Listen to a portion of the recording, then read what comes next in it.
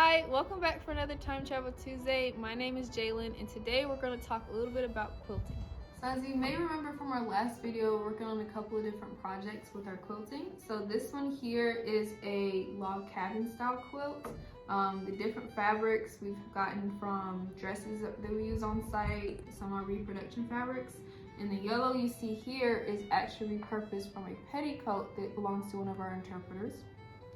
So this one will eventually get all put together with the different pieces to create a nice lap quilt. This quilt you see here is called a 9-patch quilt because each of these pieces has 9 pieces connected together. This is a pretty special quilt because some of our descendants have been working on it. We call it the Descendants quilt, so whenever they come out and interpret it for us, they do work on this.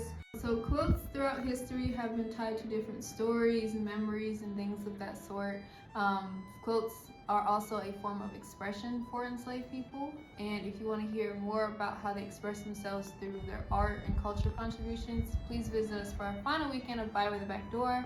And if you want to hear from our Brattonville descendants who were part of the 1960s civil rights movement, please join us at Winthrop University on Thursday, February 22nd at 6:30 in Dina's Place. And for Winthrop students, if you need to get your culture events, make sure you come out and join us.